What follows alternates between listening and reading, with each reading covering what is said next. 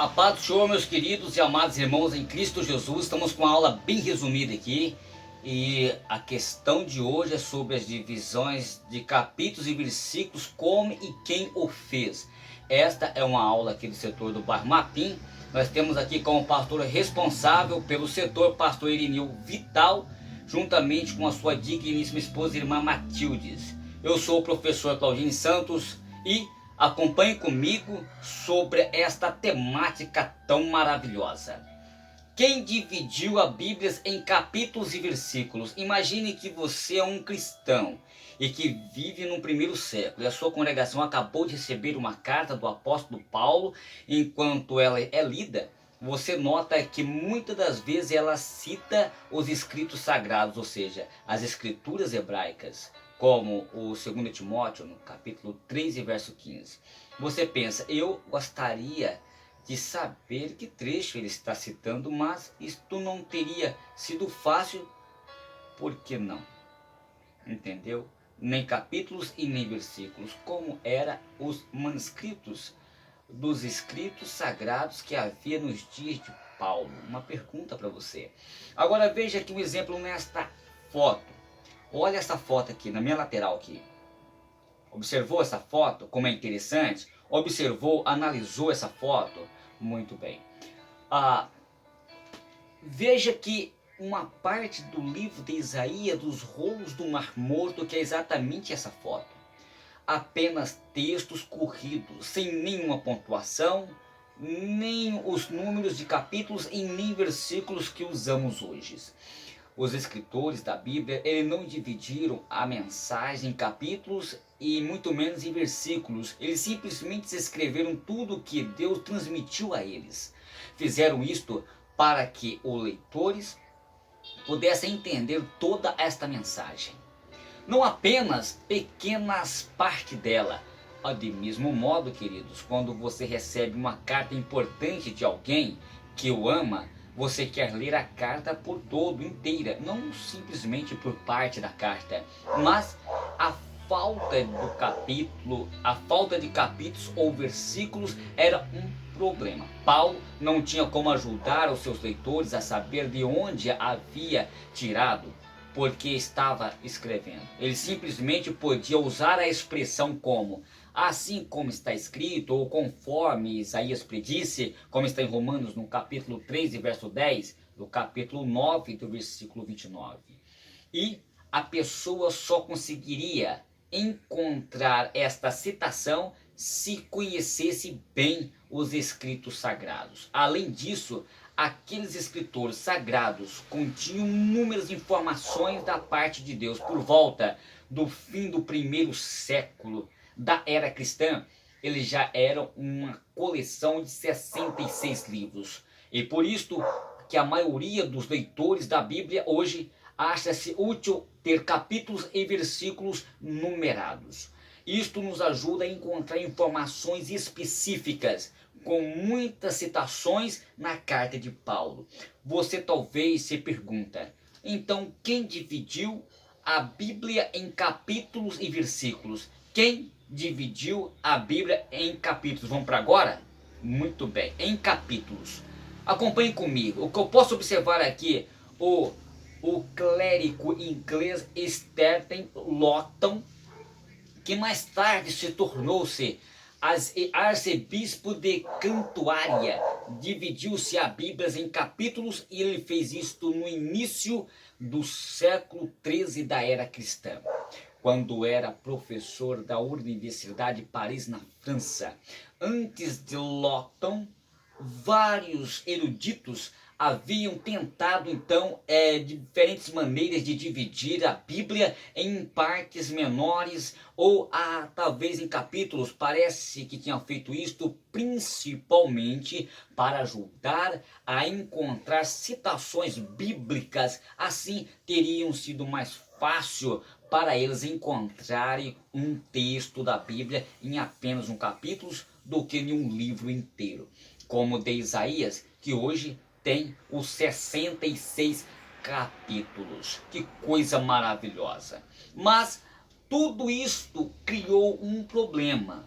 Os eruditos inventaram muitos sistemas diferentes e incompatíveis de dividir a Bíblia.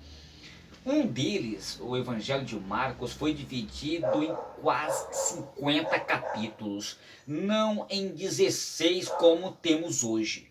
Em Paris, nos dias de Longton, havia estudantes de muitos países. Cada um deles trouxe consigo uma Bíblia do seu país. Mas os estudantes não conseguiram encontrar facilmente o texto em que o palestrante estava citando. Por quê? Porque as divisões de capítulos das suas Bíblias eram totalmente diferentes. Então, Longton, ele desenvolveu novas divisões de capítulos que levou os sistemas e o chamou a atenção dos leitores e escribas e se espalhou rapidamente pela Europa. Entendeste? Então a história da Bíblia foi ele quem criou a numeração de capítulos usada na maioria da Bíblia de hoje. Muito bem. Então eu falei aqui sobre quem dividiu os capítulos. Maravilha. Agora, quem dividiu a Bíblia em versículos? Cerca de 300 anos depois, na metade do século XVI, renomado impressor erudito francês Robert Estienne tornou-se as coisas mais fáceis ainda. Ele queria que as pessoas se interessassem pelos estudos da Bíblia. Estienne notou que seria muito bom ter um sistema unificado, não só de capítulos, mas também de versículos. Não foi Estienne que teve a ideia de dividir os textos da Bíblia em versículos. Outros já haviam feito isso. Por exemplo, no século antes, copistas judeus já dividiram toda a Bíblia hebraica, a parte da Bíblia geralmente chamada de Velho Testamento, em versículos, mas não em capítulos. Assim como aconteceu com os capítulos, ainda não havia sistema unificado. Estienne dividiu as escrituras gregas cristãs conhecidas como Novo Testamento em um novo sistema de versículos numerados. Depois, juntou esses versículos com os versículos que haviam na Bíblia hebraica em 1553, ele publicou a primeira Bíblia completa em francês, que continha basicamente os mesmos capítulos e versículos que a maioria da Bíblia usa hoje. Alguns criticam isto. Para eles, a divisão em versículos deixou o texto bíblico muito mais fragmentado, com as várias declarações soltas, mas este sistema logo foi adotado por outros impressores. Uma grande ajuda para os estudos da Bíblia.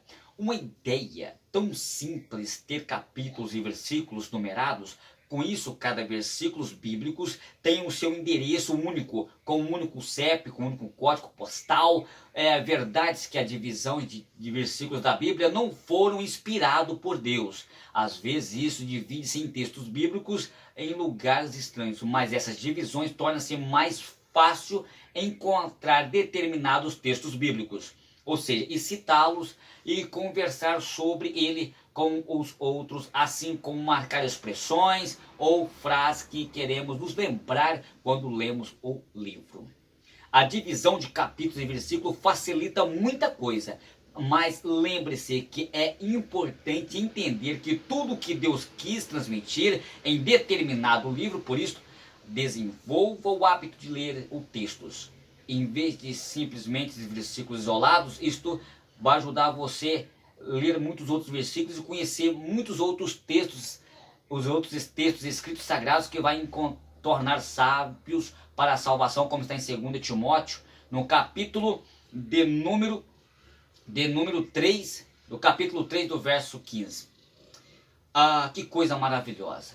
E o interessante é que existiu também uma sistematização pela qual publicou a primeira Bíblia em capítulos e versículos. Qual foi a junção de capítulos e a junção de versículos, e qual foi a tona e que surgiu, em qual época e por quem foi editada uma das primeiras Bíblias. Então acompanhe comigo aqui. O que eu posso observar aqui, uma coisa bastante interessante, é realmente quem imprimiu a Bíblia em capítulos e versículos, em qual ano.